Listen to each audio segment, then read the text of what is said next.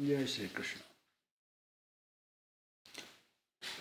Last time we ended with the description of characteristics, meaning lakshan, that denotes the growth of three gunas within us. See, these three gunas, we have to understand what three guna means. That is very important. In the whole scheme of things, there is Ishwar. And there is Maya also. Maya, everything is being covered by Maya. Maya is everywhere, in everything, through everything.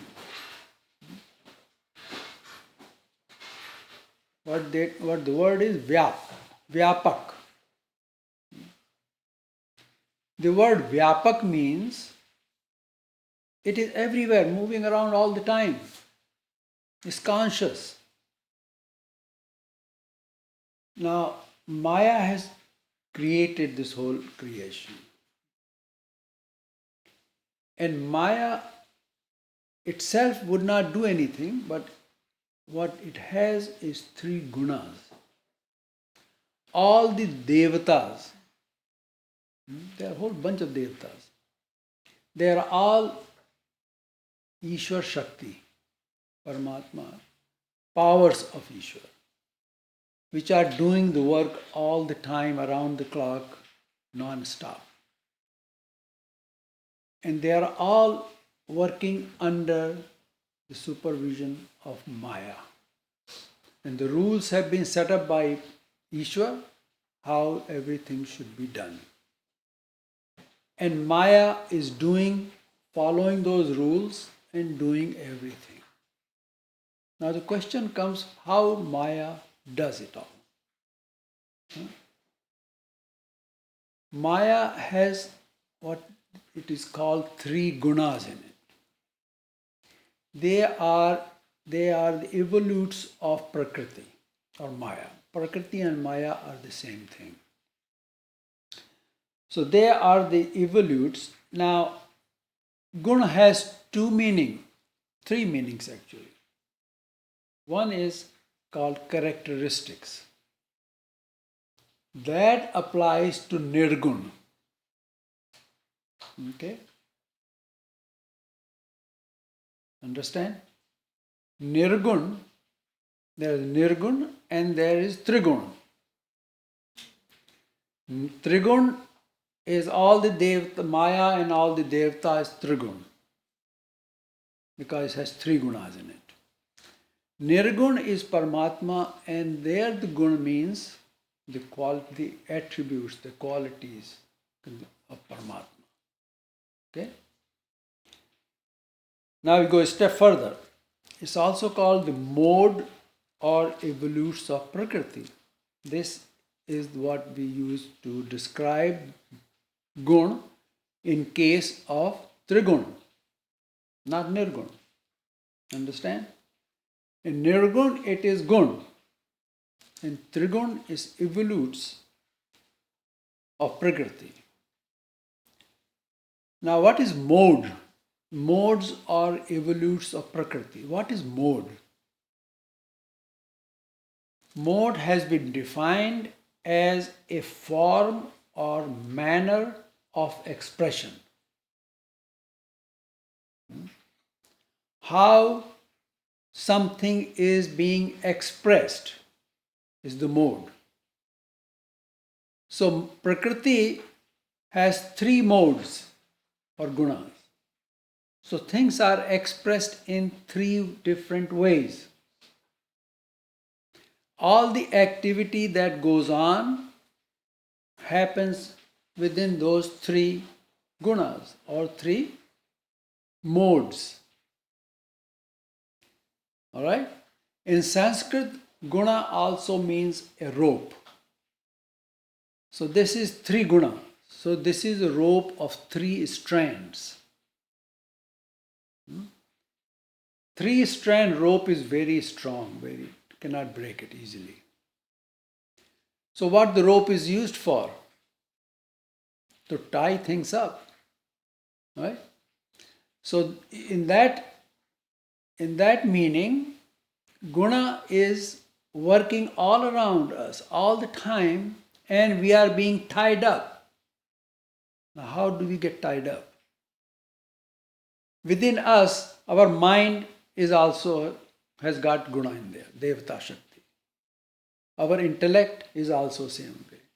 Our consciousness is same way. Everything is guna have pervaded everything, every particle, every subparticle.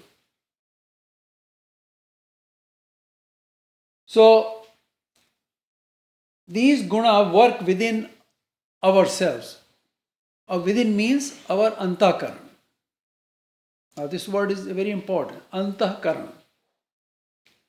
Antakaran is the one which is the karan means the tools which are working, which are being used within us. And what are these tools? They are mind, intellect, man, buddhi, consciousness, ego, and senses. These are the tools which are being used by the three gunas, because they also have gunas in them, to entice us into doing something and tie us down.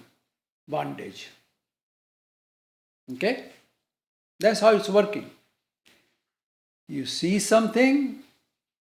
How do you see? How do you see? You're looking through your eyes. You saw something. Immediately the perception goes to the mind, and mind says, oh yeah, this is nice, I like it. Or mind says, no, I don't care for it. Either way, you are in bondage. You think if we like it, that's good. But you like it because there is something not to be liked. That's why you like this one. Right? You are comparing it with something else in your subconscious. Right? I say, I like this thing. I may have had some experience in the past which I did not like, and this is opposite to that. Making clear? Once you do that, you are already in bondage.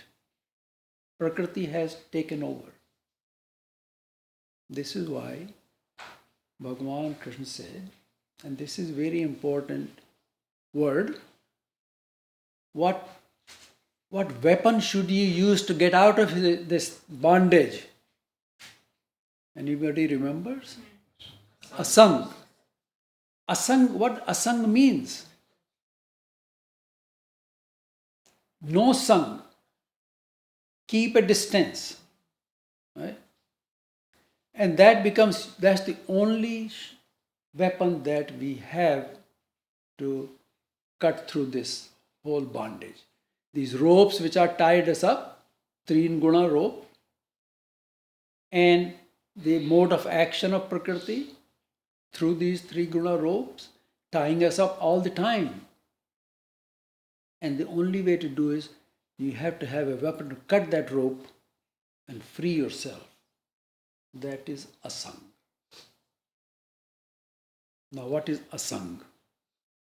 Very difficult thing to do. You have to be neutral in everything. Not for or not against. Because these are what is called dvand, pair of opposites. They are always in the sansar. And through these pair of opposites, we get caught. We like it, we don't like it. Somebody said something to me, and that upset me. Okay? Now getting upset is also being in bondage. Alright? Somebody says something, you say, well, my ears have heard it, and that's it. That's the end of it. Because I have ears which are working, I'm not deaf, so I can hear it. And then let go of it. If you don't let go of it, you have done the sung. Okay? It's gonna hurt you.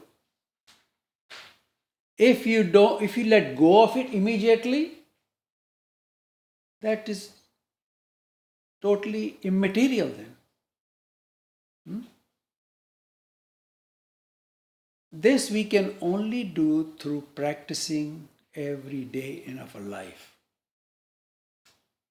Just because somebody is related to me doesn't make that person more important than somebody else. Right? We are all within each body, whether it's a child or adult or older person, there is a Jivatma. And they are all different. None two are same. Their karmas are different. Correct? And they are all being played by these three gunas of the Prakriti. You say, well, I have a daughter or son or whatever. Every parent thinks their children are better than any other's children. Whether they say or not, but within back of their mind, it's there. That itself got you bonded with what? With the child and all his karma. Okay? It's a difficult thing to do. Very difficult. But if we don't take the first step, we will not climb the ladder. You always have to take the first step. And don't fall back. Just keep going slowly and slowly and slowly. So, these three guna work within antahkaran. So, we understand now what antahkaran is. The four entities plus the senses. They're always working. Now, if a person is deaf, they want to hear, right? They want to put what you call a hearing aid. Everybody wants to hear. Everybody wants to speak. So, and their activities, the antahkara and sense activities, are expressed through our actions, through the senses, as our behavior. Okay? When we are thinking or doing and reacting, the activities within our antahkaran, through the senses, they are expressed as our behavior. Somebody get upset. Their face changes. Their voice changes, right? Their eyes looks changes. Somebody is happy. It's totally different. They get a smile on their face, right? So these are the expression of what is going on within ourselves, in our antahkaran. So they are being expressed through the senses, outwardly, because senses only see outside. They never look inside. As long as we are using our senses, we are always looking outwardly. We cannot see within us. And what is going on within us in the antahkaran is all the activity which is behind all the behavioral and everything else. Right?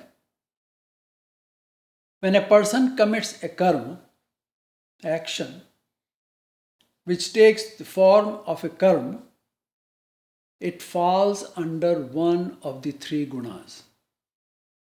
Everything we do is classified under one of the three gunas. There are all three gunas there, but one is the primary one there. I think last time we saw, if Satogun is rising within us, what are the characteristics? If Rajogun, what are the characteristics? Satogun case, you get prakash, you get enlightenment, right? You get gyan. You have a tendency to go towards gyan. Rajogun, lobh, greed, and all this sense, object, liking of sense things, food, good clothes, nice car, everything. I got to be better than anybody else. Okay? Whether we need it or not, but we have to. That's Rajogun working within us. Greed is the main thing in Rajogun. Listening to music that I like. Put earbuds and earphone and going and listening all the time. That's Rajogun. And then comes Tamogun. Getting angry. Talking bad about people. Then when that happens within us, we are the only one who need to watch ourselves. If we see this thing going on within us and being expressed, as soon as being expressed, squash it. Don't let it come out. You follow me? That is very important. Otherwise, the karma will be done and that will be assigned to one of the devata to give the fruit of it. So, based on the guna that karma is assigned to, a devata that falls in that guna. Okay? There are devatas which are primarily Satoguni devata, Vishnu, Rajoguni, Brahma, Tamogun, Mahadev, Shiva. Okay? That's how they are. So all the devatas are classified within these gunas. And everything, any karma we do, it is assigned, it falls in to the devata which falls in that guna. This happens automatically. Nobody does it. It's already set up. So it's going to happen constantly. It's going to keep happening and happening. And no devata, no guna is your friend. Okay? Because their job, they're going to do it. They're going to tie us up. And then we have to follow their command.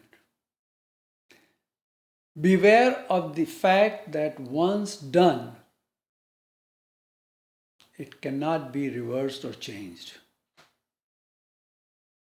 As soon as some karma is done and assigned to a devata, that's it. Nobody can change it. No devata can change it. The karma lep is etched on our sarup. It's there within us. It's always there. Not having the gyan, Jeev continues to indulge constantly in karma. Not knowing this, and I don't blame people. I mean, it's very hard to believe it. You can't see it.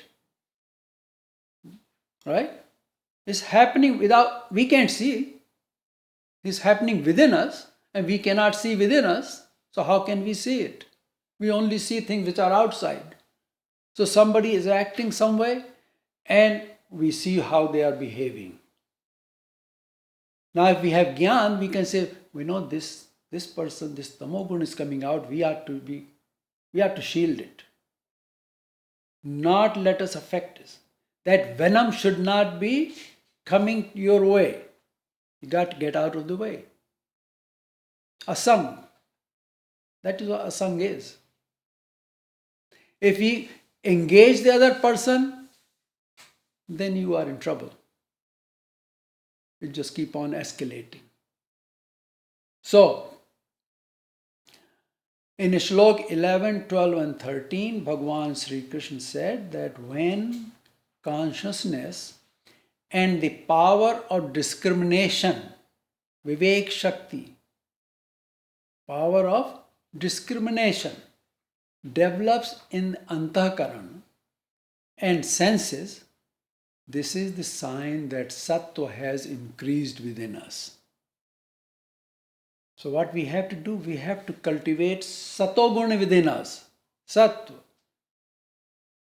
Okay? Without that, we are not going to get anywhere. No matter how much, what books you read, what you do, nothing going to happen. And we have to understand what it is and try to cultivate that within us. And the sign is when the sense and antakaran, yes, this power of discrimination comes in there. We can discriminate. This is right, this is this, this is this, this is this. Not right or wrong, but what each thing are. Right? We can discriminate it within our mind through Gyan. Then you know that Satoguna is increasing within us. Okay? When the Rajogun rises, there is greed, selfishness, lack of internal peace. They're never happy because they're never enough for things for them. They want money, well, there's never enough money. Somebody said long time ago to me, you're going to stay here or you're going to leave this country? I say, when I have enough money, I'll leave. Okay. They say, well, you're not going to leave. The money never enough. Okay. You always want more because it's never enough. You know, it's like a furnace burning in there. Everything is going in there. It's never enough. Put more in there. And that causes ashanti or lack of internal peace. We never can be happy if we are not contented with what we have. Right? I'm not saying don't do, I'm just saying this is the fact. And you can think about it. You know, if you have something and you're happy, it may not be perfect, but it's fine. You have it and you can enjoy it, you get peace within you. If you say this is not good, this is always something wrong with this all the time, you're never going to be happy. I don't care what you get. You'll always find fault in whatever you get. Okay? So we have to train ourselves, our antakaran, our senses, our mind, to understand this. Then and only then we can truly be happy. Okay? And what else happens? Desire to enjoy Vishay in Rajogun. Vishay Vasana. The desire to enjoy the Vishay is Vasana.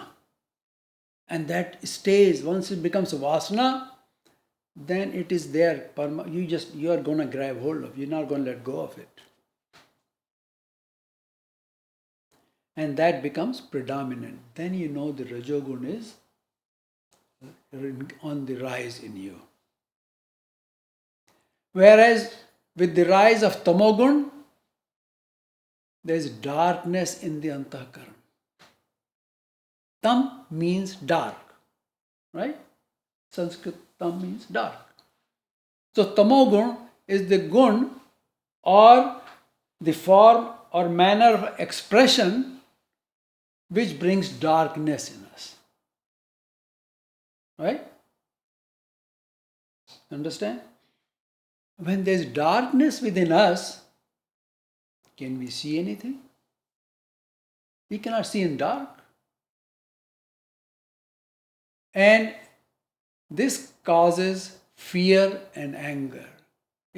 Everybody has fear of darkness, right? That's why in the night time we want light everywhere. More lights, more lights. Right? We are afraid to go outside in darkness. We have to have flashlight to see where we're going. It is the fear of darkness which is within us. And when that darkness itself is within us, then that fear is innate in us. Then it becomes innate. Right? We are always afraid to talk to somebody. We are always on guard. Oh, this guy, this person is like this, You got to do this for him. He may not be that kind of person, but in your mind, your dark mind, you're always doing this. That's what these people who do mass murders, that's what their mind is full of darkness. They can't see, they can't think right. This person cannot see straight, since there are darkness in the antakaran and senses.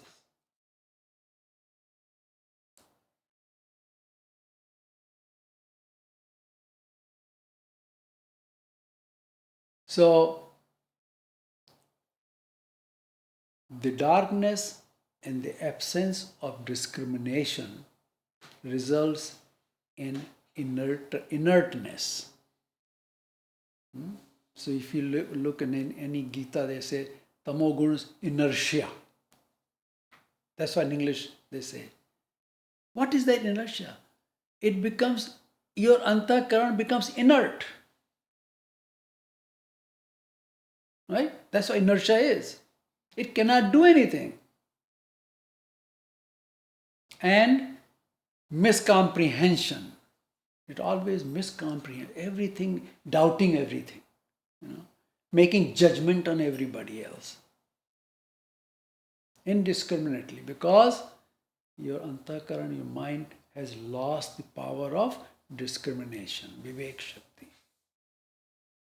Right? So we are become prey of miscomprehension and delusion. Moh. That's the state of moh comes in because of tamogun. Now please pay attention. Our goal must be to cultivate sattva. Having known all this, Bhagavan Krishna told this. So what our goal should be? We want prakash. We don't want darkness within us. We want the power of discrimination. Right? We want to know what is right, what is not right for us. It's not that it's wrong. For us, it is not right. Because we want to go somewhere else. Right? Never say, this is wrong. No, it's not right for me. That's it. It is there. I acknowledge it is there. It has its own place. The rise of Rajogun can take us to Tamogun. That is why all these saints and rishis, they practiced asang. They did not want any worldly things to interfere with their antakaran, because they want to develop satogun within them. So their food is different, their way of life is different, right? They live totally differently from the Rajogun. Rajogun people are the ones who are in sansar, who have families, and there are Rajogun. Satogun, the one who has left it and on the different path. Right? In chapter 3, Shlok 37, Bhagavan said that born of the Rajogun, of great craving and of great sin, this desire and this anger, know them as your foe in the sansar. These things arise with the Rajogun. What are these things? Craving, great craving for something. This desire and this anger. If we don't get something we want so badly, we get angry. We blame somebody else because we did not get it. It's their fault. Right? Invariably, that's what happens.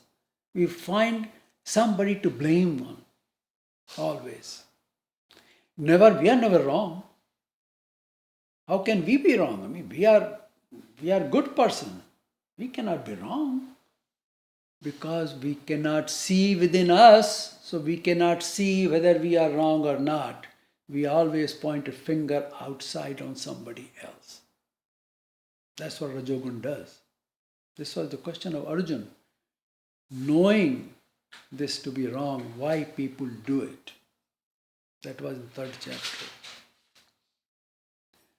So the desire and anger are born of Rajogun. And as these multiply and grow, once desire starts, it never stops. Right? It'll keep going more. I want this. Well, maybe I should have this thing also. Huh? No. Well, I saw somebody has this. Oh, I should have that too. Right? The desire keeps growing. And anger, they're all multiplying within us. The tamogun takes over. So rajogun invariably leads to tamogun. Satogun is totally different from all these two. In this state, metaphorically, Jeev has a chip on his shoulder. Anger. What is anger? You have a chip on his shoulder, right? That's the saying. It's a metaphor. Jeev has chip on his shoulder, and if anyone comes to help, he is not believed by this person. They always say it must be some selfish motive. Why they will come to help me? You know, if they're coming to help me, that means they have some selfish motive. Why he sees? Because there's selfish motive within him. Big time. So he sees the selfish motive everywhere else because that's all he can see. Yeah. Greed, selfishness, that's all he can see. His eyes are only seeing that, not seeing goodness in the person. He don't give any benefit of the doubt. Maybe he's coming to help me. You know, genuinely help me. No.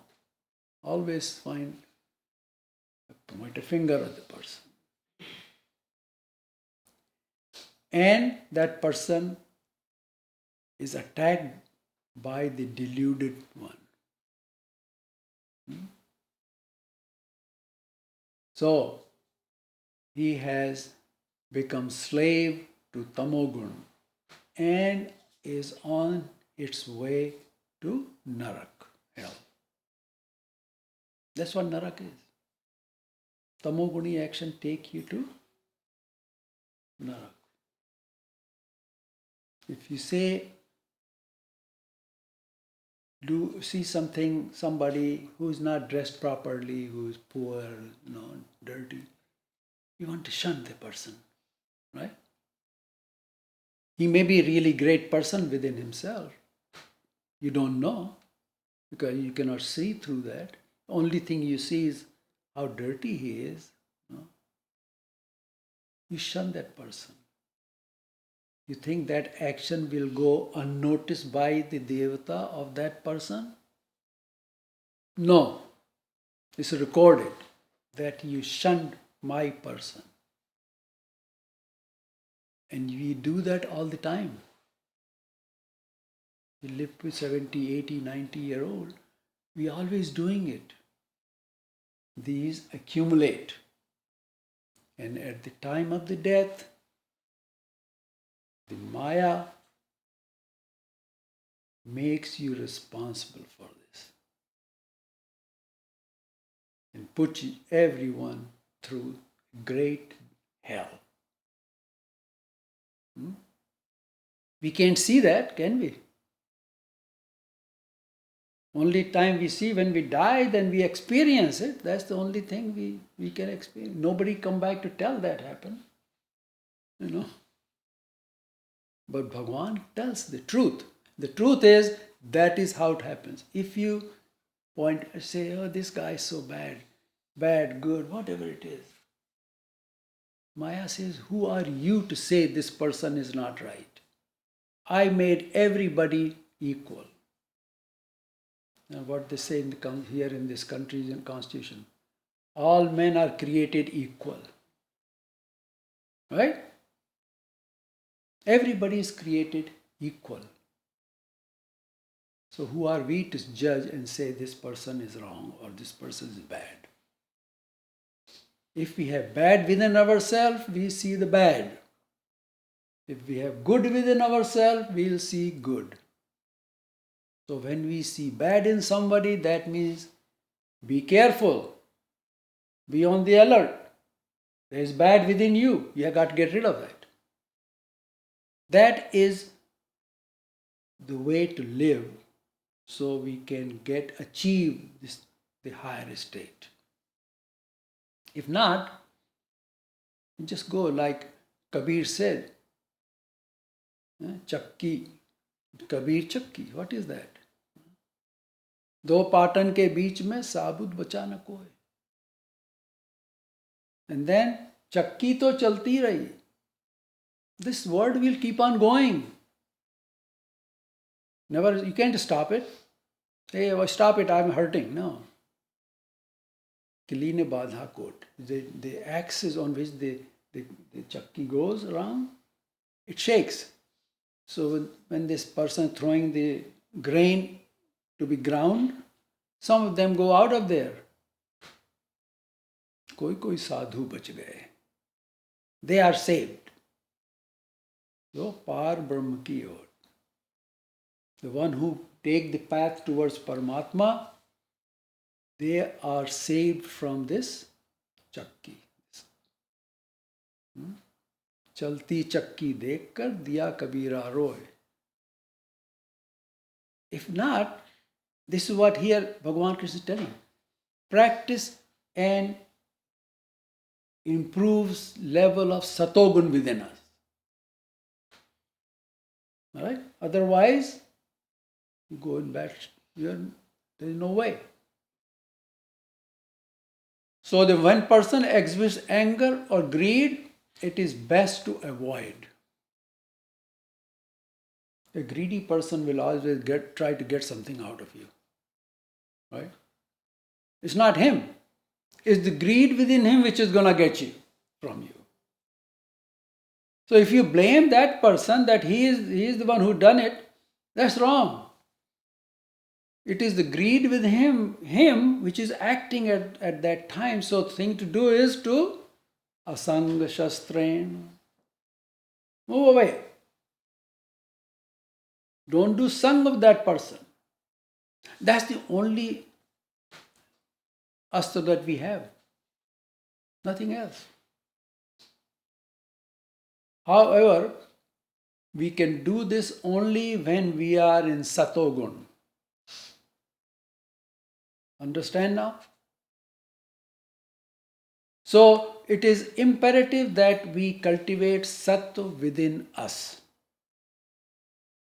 Why it is important becomes clear in Shlok 14, from where we will start today.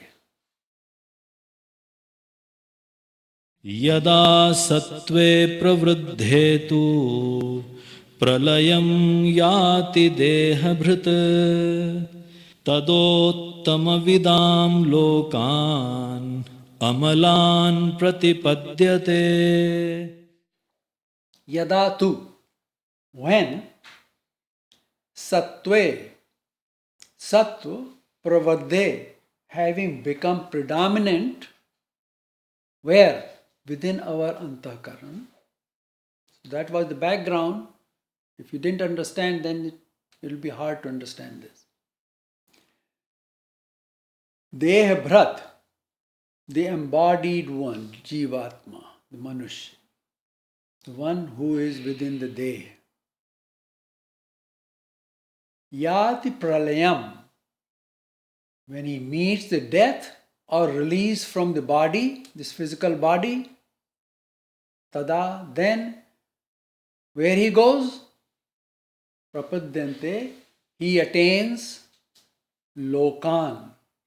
The lok, the world or the realms, amalan, that are free of all mal.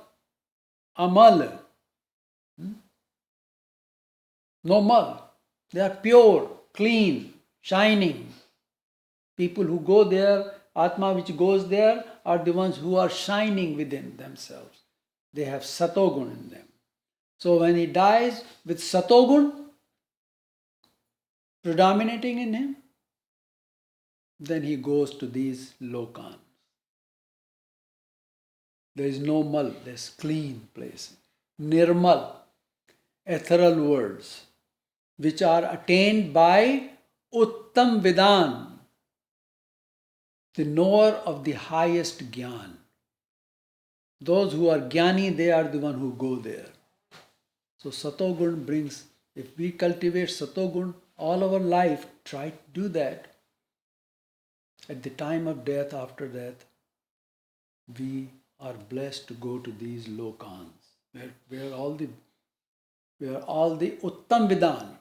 Uttam means the best, Vidan means the knowers, knowing of the Gyan. They go. So those who die during the preponderance of Satogun or Sattva, they go to those lok which are free of our mal and where knowers of the highest Gyan go. Nobody else can go there.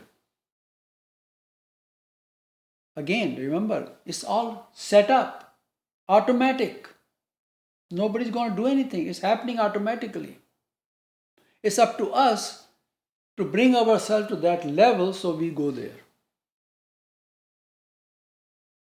Earlier in chapter 6, Shlok 41 and 42, Bhagavan said that the one who could not complete or has fallen from yoga, now we are practicing to go and do Satogun, right? Develop Satogun in us. But we could not do that and we die. What will happen? They go to the worlds of righteous and having resided there for innumerable years, take birth in the home of pious and prosperous people. There they continue their Gyan, Charya, their Satogun Charya. There he continues his practice of yoga to be with Ishwar. Yoga means to unite with Ishwar. Or else he is born into a family of enlightened yogi, like Sukdev Muni took birth in the house of Vyas. But such a birth is rare to obtain in this world. But we can go in the other one, where the righteous people are there, and continue our journey in the right direction. Next, Bhagavan talks about Rajogun and Tamogun. Rajasi pralayam gatva karma sangishu jayate tatha praleenastamasi mudhayo nishu jayate. Rajasi. Now, so before this time we just talked about Satogun, right? Now Bhagavan says Rajasi. In Rajas, Gatva Pralayam means death. What happens when death occurs while Rajas is predominant within us?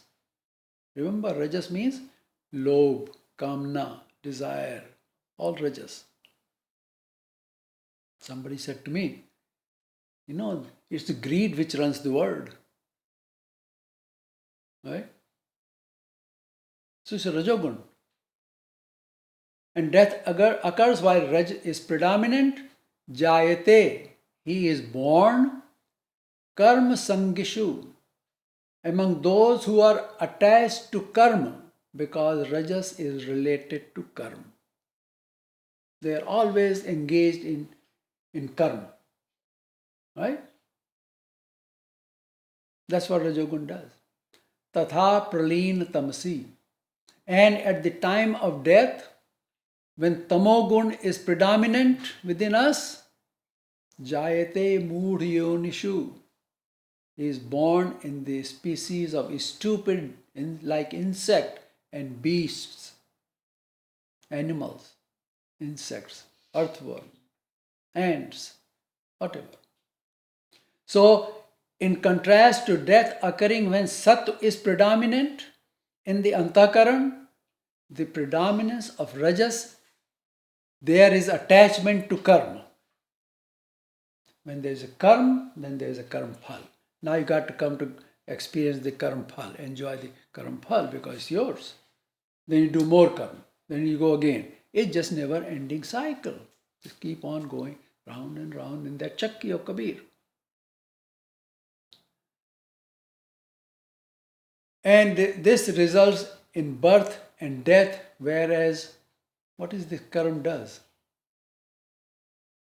Just gives cycle of birth and death. You come back, born, to experience the fruit of the past karma, and then we sit forward, then we die again. In the meantime, we did some more karma, and we are born again. Depending on what yoni we're gonna go, who knows what we did. Whereas when tamas predominates, he is born in subhuman yoni. Please note that the three gunas are the bhav of the antakaran, and any action performed with that bhav is assigned to a devata of that guna. Don't forget that. That devata then administers the fruit of that action. When the time is right, that's what it does. That's why, you see, somebody is really happy and everything great, and all of a sudden something happens. And the whole life changes. Right? Because that karma has come in, and Devata is giving the fruit of that action at that moment. Okay? You don't know. I don't know. Nobody knows. We can't see it. But it happens all the time. Like, a good example is a plane crash. Somebody was going to be saved. His Devata wanted him not to die, so he couldn't make to the flight. All die, he saved. Who's doing it? It is the Devata who's given him that body, who's behind him. As one acts through his life, so becomes his bhav or guna. Okay? Depend how we live our life, our bhav becomes that way. It becomes our habit becomes that way. Habitually we will do something. We cannot help ourselves because that is our bhav. And that is what his thinking is at the time of the death. Okay? And that defines where we will end up. So it is important as to how we act throughout our life. We need to avoid conflict. Conflict is tamogun. Not to be judgmental of others. That's also tamogun. Do not act with an ulterior motive. No violence. You see, the violence is positive thing. It is. Violence is there. Non-violence is the lack of violence. That's what non-violence is. There is nothing positive. Non-violence is not positive. It is not there. But not to engage in violence is non-violence. So violence is the nature of the Prakriti. Tamogun will bring violence in there. Satoguni, non-violent. If we help someone and later mention it to him or others, any good which may have come out of it will turn into pap. We have earned pap because we don't know what we did. When we help somebody, it is not we who are helping. It is our Devata who has given us the resources and has given us encouragement to do this and help somebody. But we think we help the person and tell, hey, I did this for you. Well, that means now you do something for me. If I call you for dinner, doesn't mean that you're obliged to call me for the dinner. Understand? That is vyavhar. That is rajogun. So, if we do some good, this is why his saying is, bhala kar kuएं mein dal. Neki kar kuएं mein dal. You do something good, throw it like it's in the deep well. You didn't do it. Okay? Very difficult to do. But we have to keep this thing in the back of our mind all the time, to remind us this is what we should be doing to become more satoguni. So in the end, our end will be peaceful. So when one acts with a motive, expressed or hidden, either way, whether motive is expressed or it is hidden, the mind is constantly thinking of it. We don't know, but mind is engaged in its thought.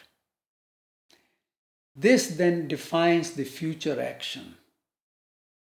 In the next shlok, Bhagavan describes the phal which results under the three gunas. Karmanas sukritasyahuhu satvikam nirmalam phalam rajasastu phalam dukkham ajnanam tamasah phalam. Ahu.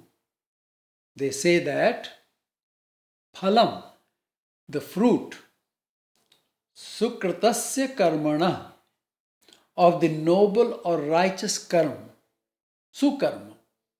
Gujarati they say su, right? Good. Sukritasya, the one krat means what you did, action is su, matlab good. Karmana, that karma, satvikam nirmalam. It is sattvic and immaculate. Nirmal, no taint in it. It is clear, clean. In other words, remaining engaged in righteous karma transforms our antahkaran sattvic. Where we get the phal, this nirmal phal, given to us through our antahkaran, right? So our antahkaran becomes satoguni and nirmal, clean. No malice, no ill feeling about anybody, no negativity. And we will be rewarded with the sattvic, that is faultless in the shape of joy, wisdom, and dispassion. That's the reward of sattvic karma. Joy within us. Nirmalam, nirmal, we become cleansed, we cleanse ourselves with that. Doesn't matter what anybody else says. This is the path. If I'm taking this path, Bhagavan says this is what you should do. And if I believe Bhagavan, Krishna is Bhagavan, and he is our Suharat, he is our friend, he is the only friend that I got, and he will never lie to me, then I must follow this. Therefore, it behooves us to do sattvic karam, because phalam, the fruit, rajasa, of rajas karam, too, is verily dukham. It is pain, sorrow, and that's what you get. Rajogun, the phal of Rajogun is pain and sorrow. So our antakaran will be always in pain. Mind will be always upset in Rajogun. Because there is no clean, it's not clear, it's not clean. Right? So the fruit of the Rajogun action is pain and sorrow. Right? It's full of dukh and sukh. I told you the story of Mahabharata where this traveler in a horse goes on a journey and is hot and he's tired. So he sees a tree. He says, well, there's got to be water there. He stops there and he sees an old lady with charkha, spinning wheel, making this thread out of cotton. And there's a cart laying out there and she's putting it right around the cart. And he goes there, he drinks some water. He says, I'm going to rest for a while. Sukh, right?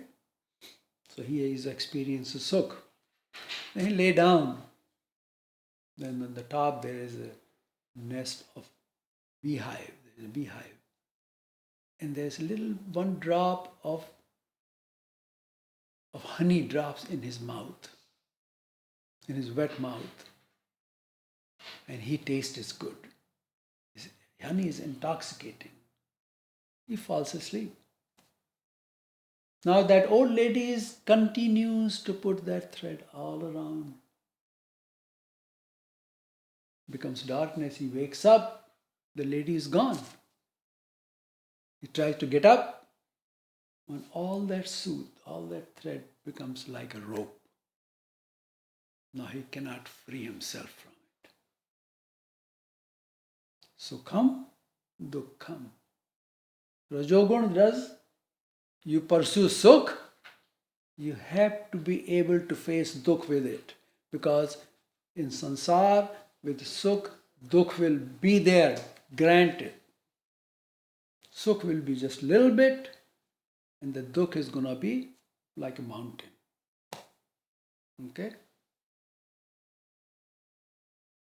Ajnanam tamsa phalam. Bhagavan says, if our karma is tamoguni karma, its fruit of the tamas is ajnan.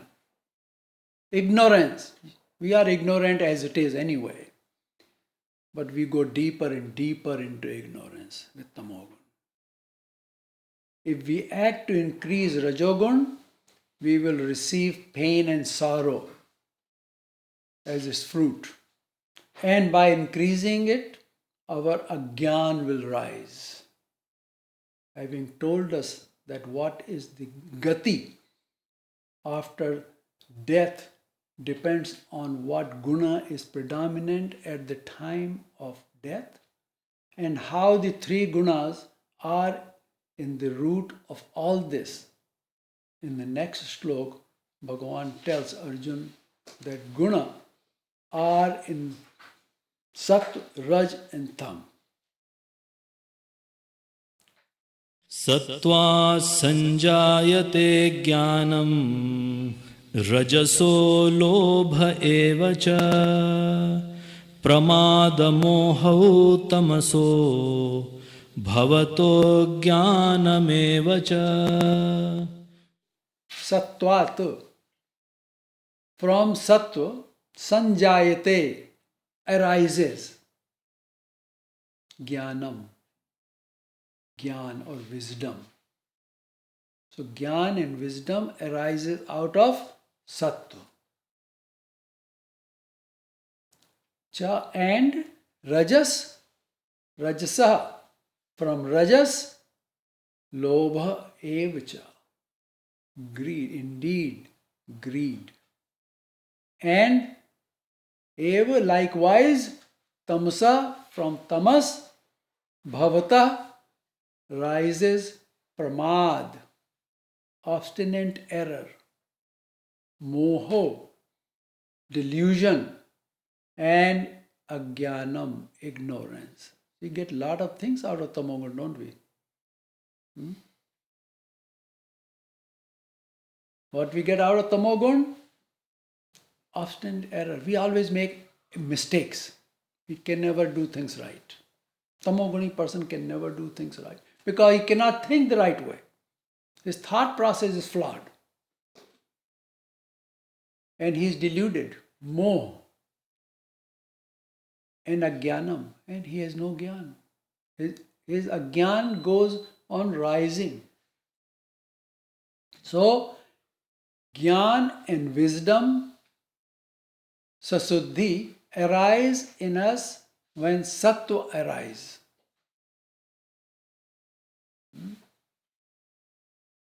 And it is through gyan that we can be one with Ishwar. There is no other way. There is only one way to get Ishwar is gyan. And gyan, Bhagavan Krishna says, comes in when we have sattva within us. Right? So if we want to be with Ishwar, then we must develop satogun within us and make it grow more and more. Irrigate it more so it will grow more. It will produce its own fruit, the satogun, which is clairvoyance, cleanliness, nirmalta.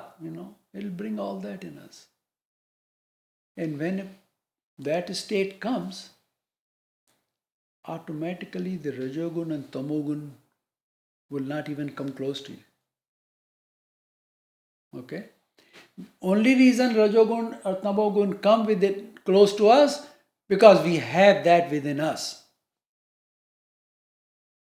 Right? They are totally different. What the phal of satogun, Bhagavan says, what is the phal of rajogun, and what is the phal of tamogun? It's totally different. So, in Vairagya Shatak, Bhartrihari, I don't know if you all heard about Bhartrihari. He was a king who left and became Rishi. He wrote Vairagya Shatak, 100 slok on Vairagya. In the end, the 100th one, he says that this body made of 5 elements. Right? He realized this, that the body which is made of 5 elements was given to me. Right? Residing in it, whatever righteous action, sukrat, I did, its rise, its rise, the sukrat that we did, its rise resulted in me getting immaculate, nirmal gyan. He said that. Whatever sukrat he did, what fruit he got, was a rise, ispuran. Ispuran means it just comes right out. Of immaculate, nirmal gyan. Nirmal gyan is, what is nirmal gyan? Nirmal gyan is the one who is nirmal, Ishwar. Okay? Everything else is maleen. Only Ishwar is the nirmal one. So he says, get nirmal gyan. Because of this gyan, my desire, he says, and attachments have left me. See? Once we are in satogun and we have gyan within us, agyan cannot come close. Negativity cannot even come close because it's not within us. पानी में पानी मिले, मिले कीच में कीच, जैसे को तैसा मिले, मिले नीच को नीच. right? Water can only mix with water. If we are Satogun, only Satogun will come close to us. If we are Rajogun and Tamogun, that's what we will be attracted to. Okay? Bhartari said, this 5-element body given to me, and I whatever sukrat I did, it gave a big lot of nirmal gyan to me. And that gyan, what it did, it got the desire and attachment off of him, off his back. They left him. You cannot leave it, you see. I cannot leave desire, I cannot leave attachment. But if I do certain action, they themselves will fall off. They peel off, go. Because there is nothing for them to attach to. Right? The magnet has got to be there, then only the iron will come in. This he said at the end of his life. Please note that Immaculate Gyan, Nirmal Gyan, stands for the Ishwar Gyan. Devatas too have their own Gyan, but their Gyan is Trigun. Only Ishwar Gyan can give us moksha.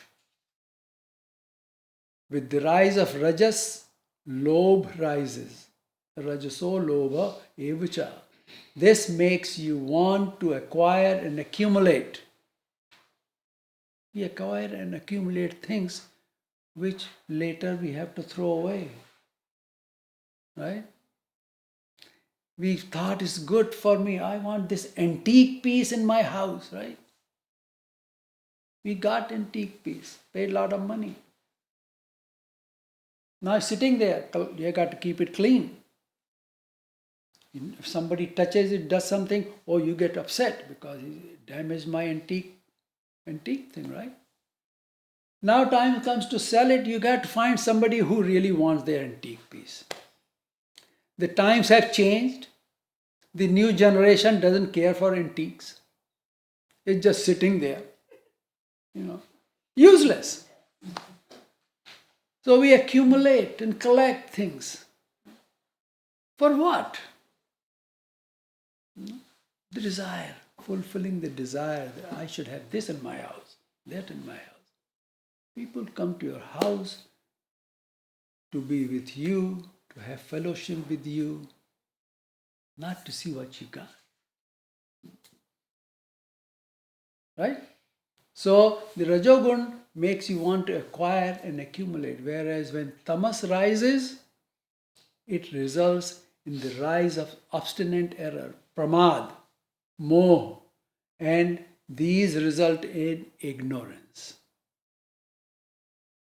Whatever guna becomes predominant in one's life, where that individual ends up there after death, as described in the next shlok.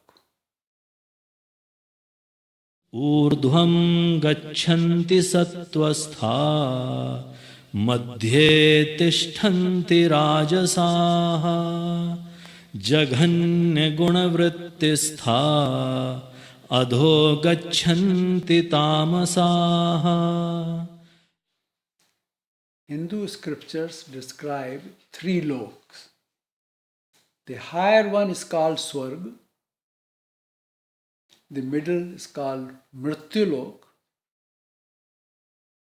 and the one below is called Narak or Patal. The one in the Swarg is enjoying the pleasures there. Right? And the one in the Narak is living the life of animal, etc. He's just living the life. This time given to him, he's got to live that way. So Bhagavan is saying that those who are in Sattva, they go to the higher lok, Urdhva loka. Urdhva gachanti sattvastha. Those who are situated in Sattva, they go to Urdhva, higher loks. The Rajasa takes us to Mrityulok. Madhye Tishtanti Rajasa. Rajogun takes us to middle lok, which is Mrityulok, where we experience both Sukh and Dukh. See, in higher lok, there is no Dukh.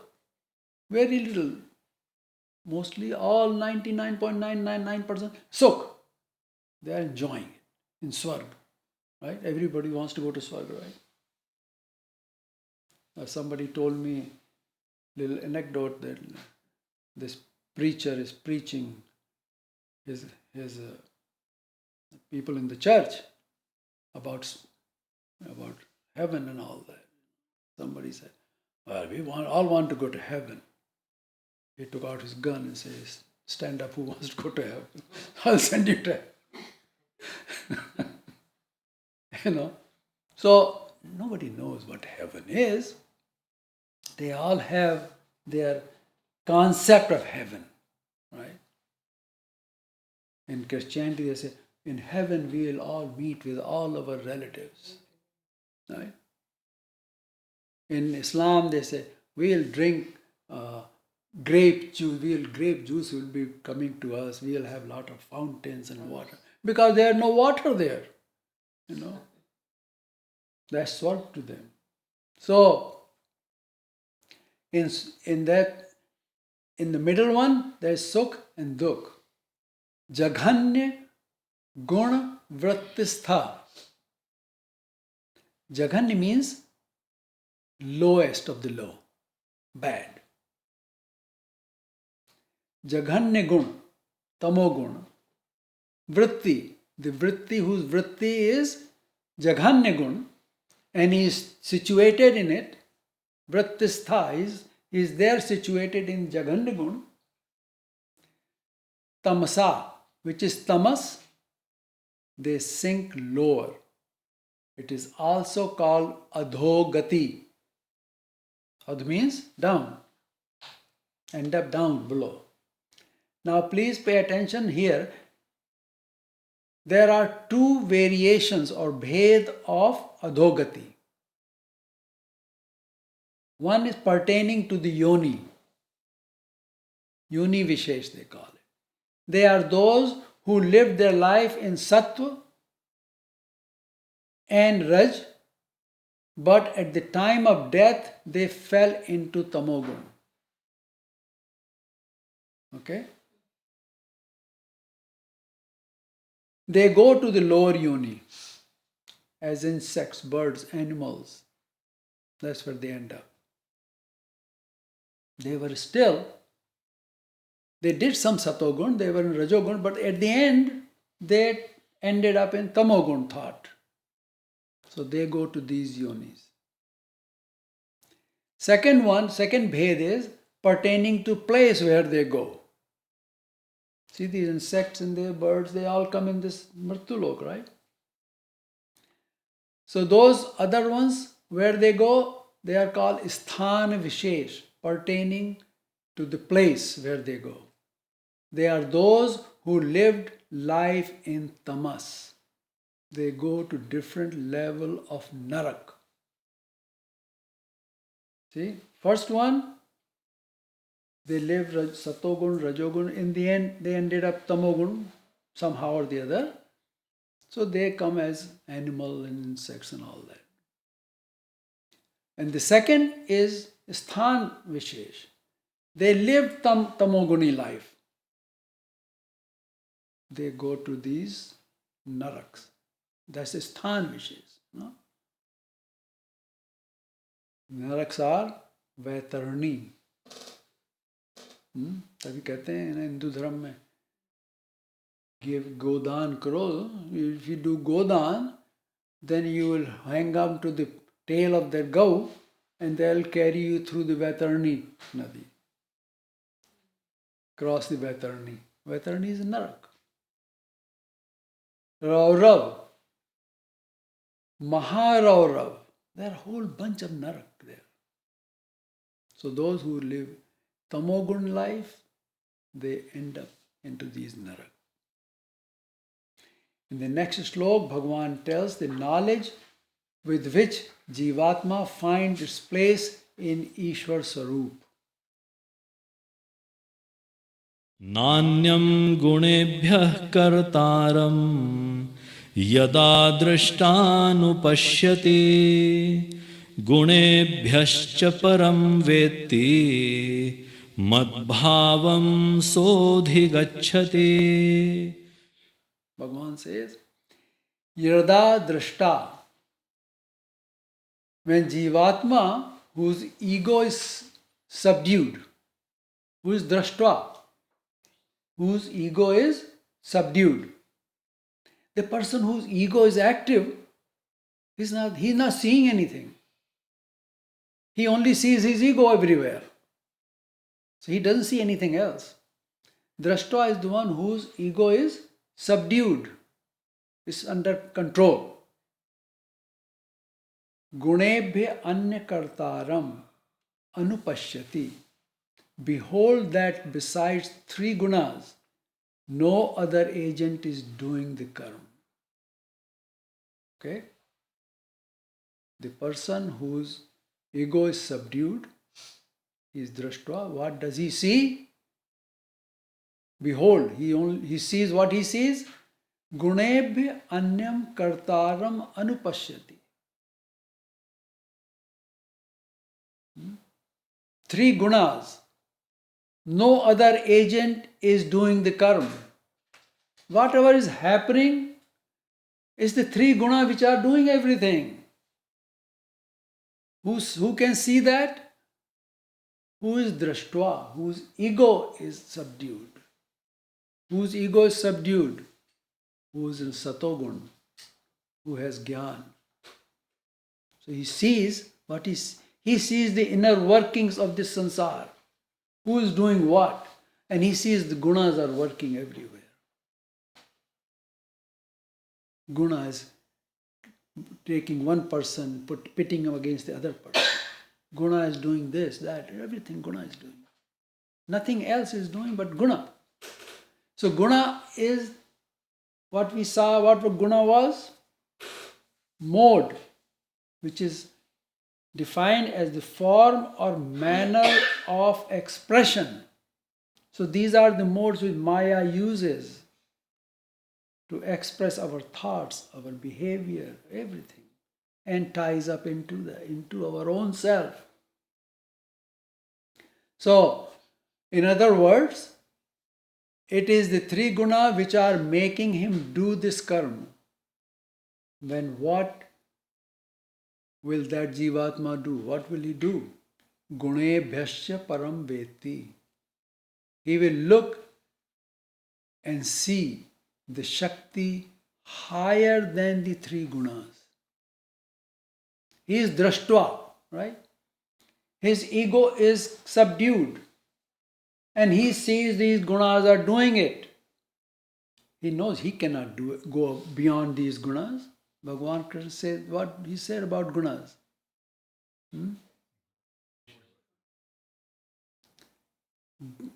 Mama maya durattaya.